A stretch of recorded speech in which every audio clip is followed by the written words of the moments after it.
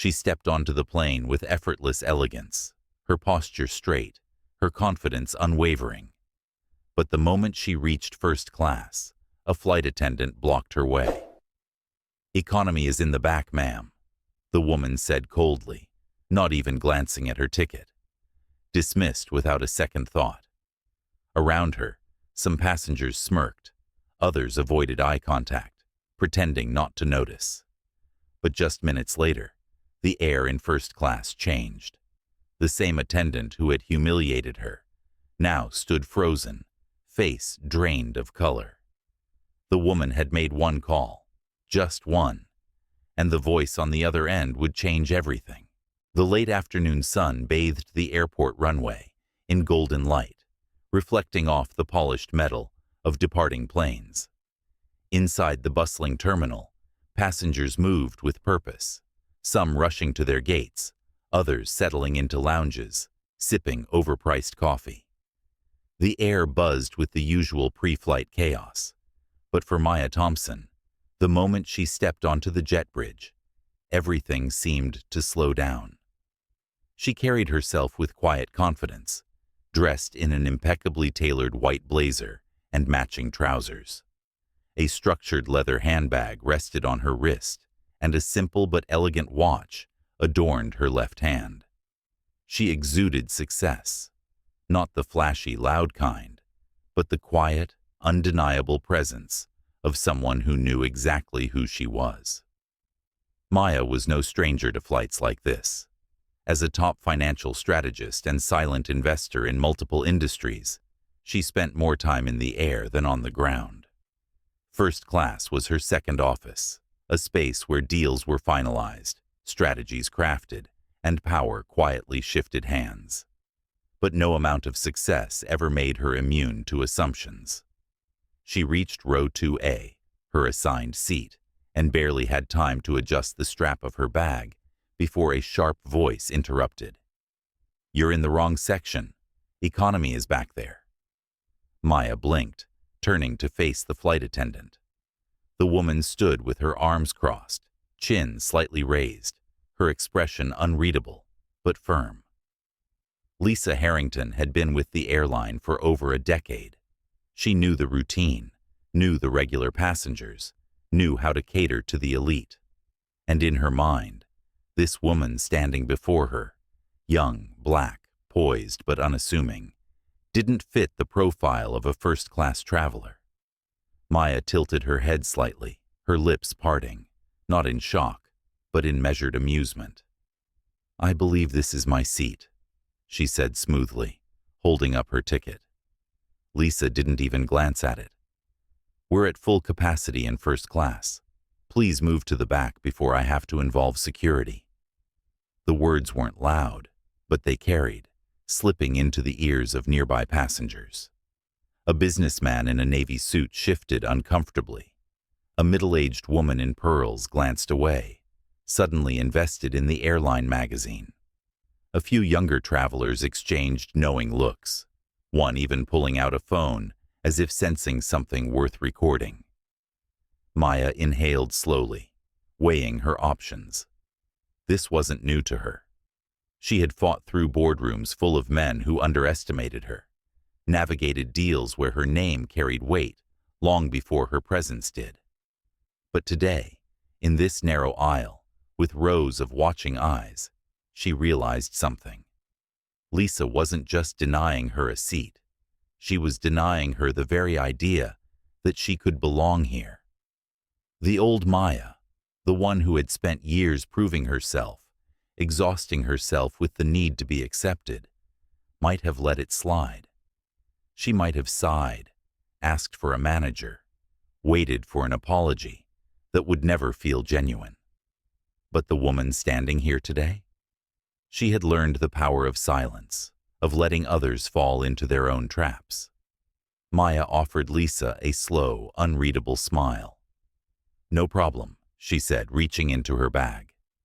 Lisa smirked, thinking she had won. But Maya wasn't reaching for a boarding pass. She was reaching for her phone. And with one tap, she dialed a number that would turn this moment into something no one on this flight would ever forget. Lisa stood firm, arms still crossed, her smirk barely concealed. She had seen passengers try to argue their way into first class before, but they always backed down eventually. She expected this woman to do the same, to shuffle off in embarrassment, to mutter something under her breath before disappearing into economy, where, in Lisa's mind, she belonged. But Maya didn't move. Instead, she lifted her phone to her ear, her expression as unreadable as before. The cabin around them buzzed with the quiet hum of conversation, the rustling of newspapers, the distant click of seatbelts being fastened. But within seconds, an unmistakable shift began to ripple through the air. Lisa's smirk faded slightly as Maya spoke, her voice low and controlled. "There seems to be an issue with one of your flight attendants," Maya said simply. "She's refusing to let me take my assigned seat." The words were casual, almost effortless. But Lisa noticed something strange, the immediate tension in the flight crew. A male attendant, who had been assisting another passenger, glanced up sharply. A woman in a Navy uniform, likely the head purser, stopped mid-step, her eyes flicking between Maya and Lisa. Lisa let out a small, incredulous laugh. "Ma'am, whoever you're calling won't change airline policy. If you don't have a first-class ticket, I'll have to ask you again to—" Then Lisa's own phone vibrated. A curt internal message flashed across her screen. "ATTN. Immediate compliance request. Passenger 2A. Direct order." Lisa's breath hitched. She looked up, her lips slightly parted, for the first time truly seeing Maya. But it was too late. Maya was still on the call, calm as ever. "Yes, I'm still here," she said. "I assume you're handling it?" Lisa's fingers gripped the edge of her tablet, her composure faltering. Her mind raced. Who was this woman? Why did she have this kind of direct access? She opened the passenger manifest, quickly scanning for any VIP notations.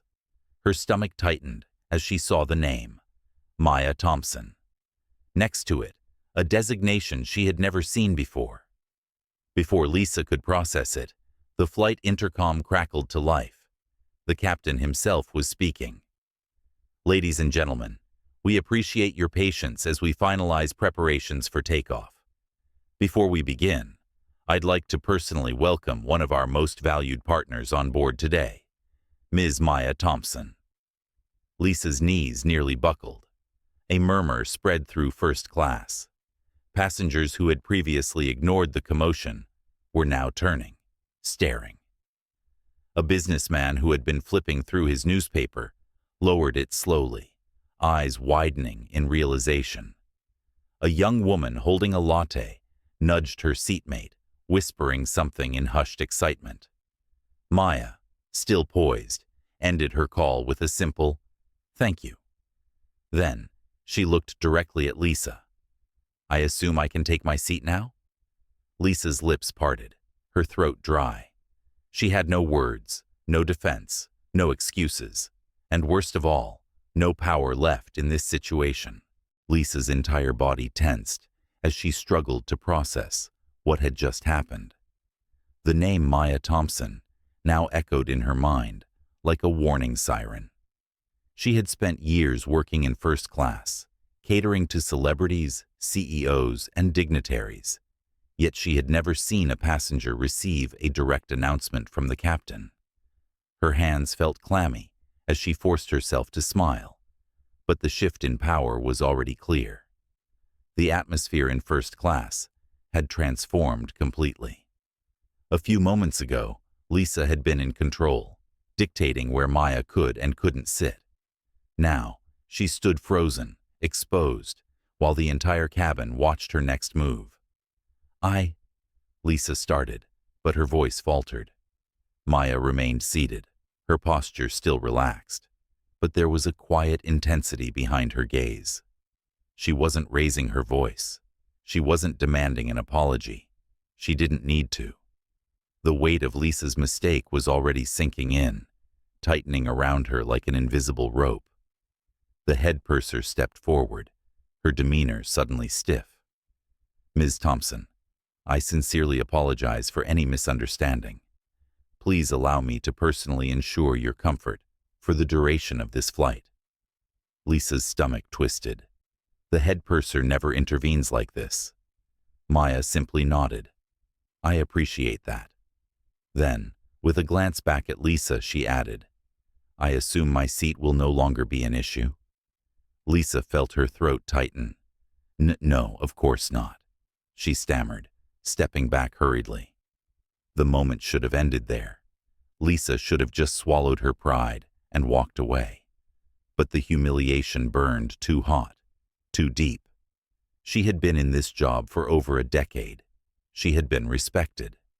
She had memorized the unspoken rules of first class: who belonged, who didn't, who could be dismissed without consequence.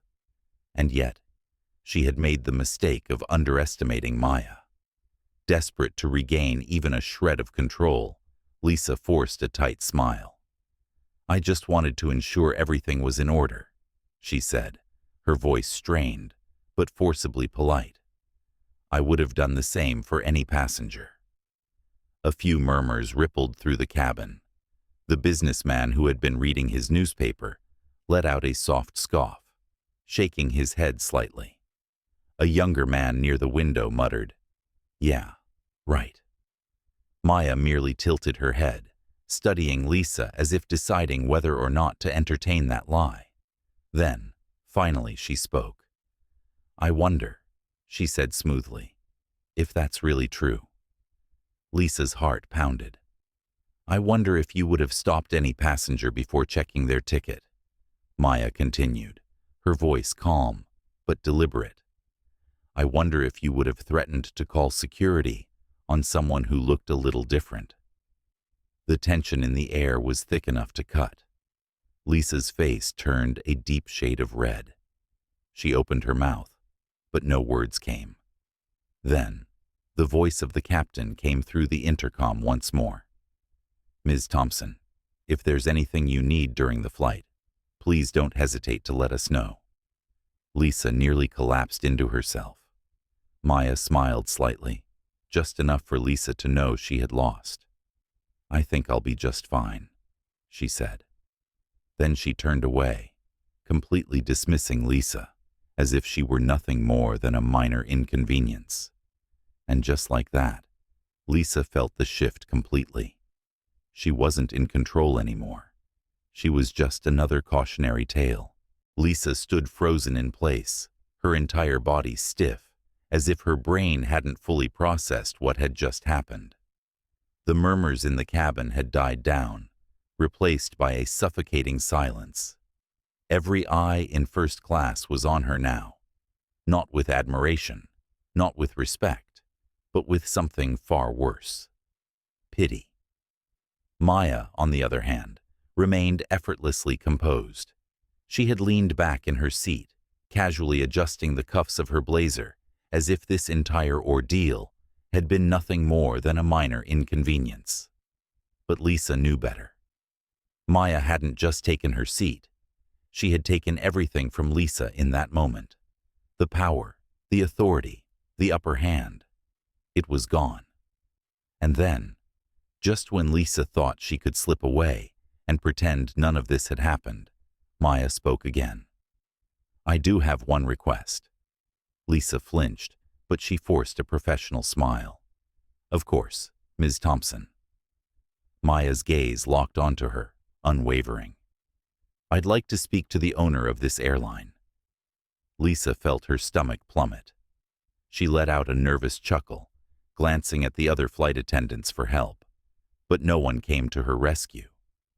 The head purser remained stone-faced, and the male attendant who had been assisting passengers now looked deliberately away, as if refusing to be associated with this disaster. Lisa cleared her throat, her voice suddenly dry. I'm afraid that's not possible. The owner doesn't—" Maya lifted her phone again, tapping the screen with deliberate precision. The call was already going through. Lisa felt the air leave her lungs. A few passengers shifted in their seats, the businessman in the navy suit raising an eyebrow in intrigue. One of the younger travelers near the window muttered, "No way." The woman in pearls, who had been silent the entire time, set down her magazine, suddenly paying full attention. Lisa could barely breathe as Maya lifted the phone to her ear. The line clicked, and a deep, authoritative voice answered. "Maya, I wasn't expecting a call from you today." Lisa's blood ran cold. The owner of the airline. Maya smiled, a slow, knowing expression that sent a chill down Lisa's spine. "I wasn't expecting to call either, but I figured you'd want to know how your staff is handling first-class passengers." A pause. Then, the voice on the other end shifted, turning sharp. "What happened?" Maya didn't need to elaborate. She simply turned her gaze back to Lisa, letting the moment stretch long enough for everyone to understand exactly what was about to unfold. Lisa swallowed hard, her pulse racing. Passengers around them sat in stunned silence, their curiosity turning into fascination. They were no longer just watching a confrontation. They were watching the fall of someone who had believed, for far too long, that she was untouchable. The owner spoke again, his voice now clipped with quiet authority. "Put me on with the captain." Lisa felt her knees go weak. The head purser stepped forward immediately, snatching the phone from Lisa's trembling hands and passing it to the captain's direct line. Lisa barely heard the conversation that followed. She didn't need to. The answer was written all over the purser's face, in the sudden tension in the captain's voice over the intercom. It was over. The businessman in navy finally smirked, shaking his head. The young traveler who had been filming lowered his phone, murmuring, "Damn." The silence in first class was no longer heavy with tension.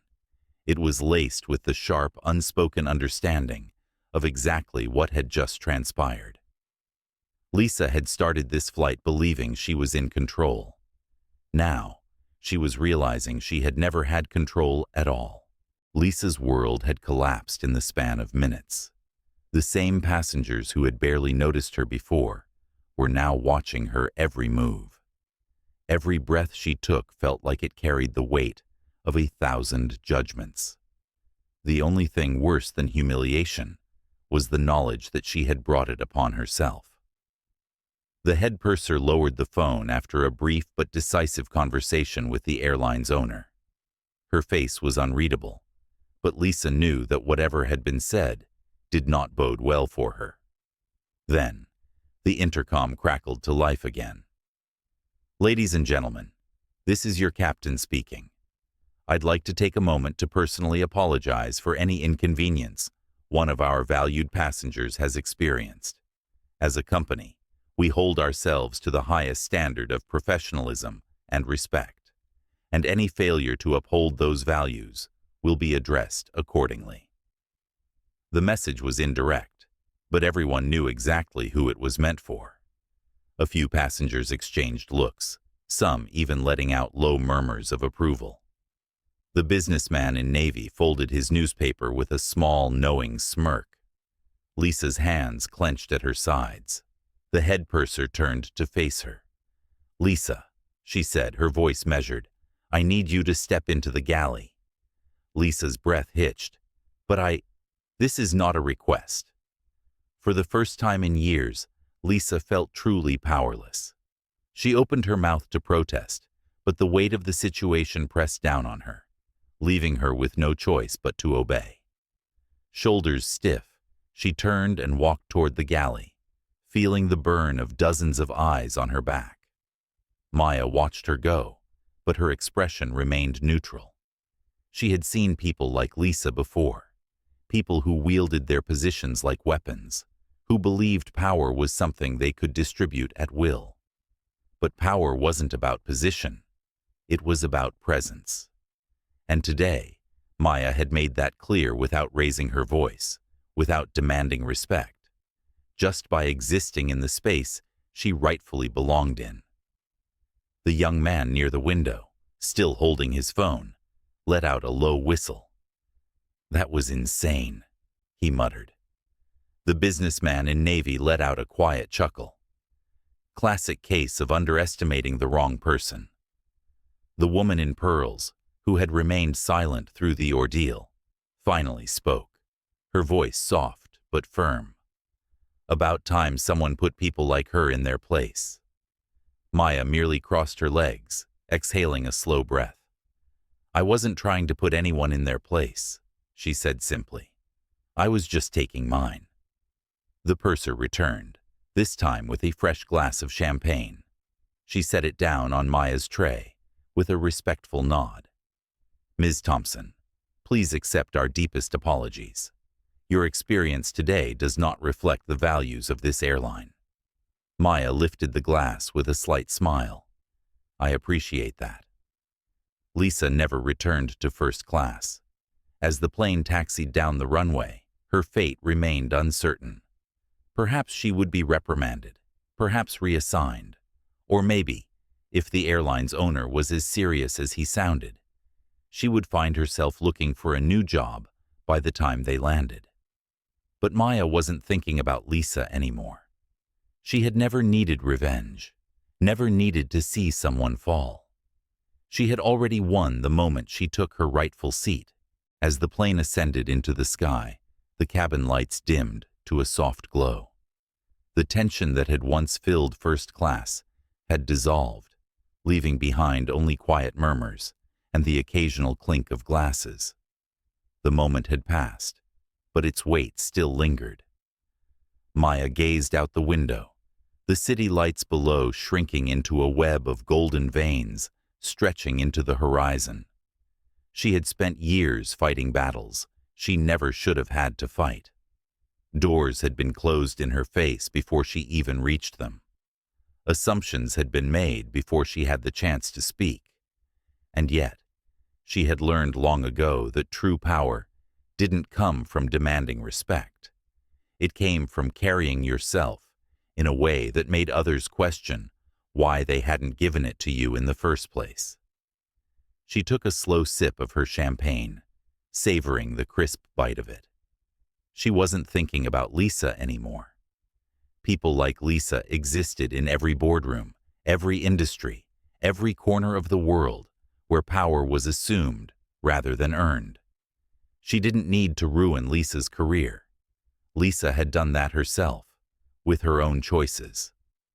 The young man who had been recording earlier leaned forward slightly, curiosity flickering in his eyes. "So, you really know the owner of the airline?" Maya glanced at him, the corner of her lips twitching in amusement. "Something like that." He shook his head, still in disbelief. "Man, I've never seen someone flip a situation like that before. That was wild." The businessman in navy chuckled. "Not wild, just well played." Maya merely smiled. "I don't think of it as flipping anything. I was supposed to be here. I just let the truth play out." The young man nodded slowly, as if considering the weight of her words. "Guess that's a lesson a lot of people need to learn." Maya turned back to her window. They will. Eventually. As the flight continued, the moment faded into something that would soon become a story. A story passengers would tell over dinner. Something they'd recall the next time they boarded a plane and wondered if the person sitting in first class had earned their seat. And maybe, just maybe, it would make them think twice before assuming they already knew the answer. Because respect isn't something you give based on appearance. It's something you owe to everyone, regardless of who you think they are. Now, I want to hear from you. Have you ever been in a situation where someone underestimated you? How did you handle it? Let's talk about it in the comments. I read every single one. And if this story made you think, made you feel something, or just made you want to see more, don't forget to like, share, and subscribe. Because trust me, you don't want to miss what's coming next.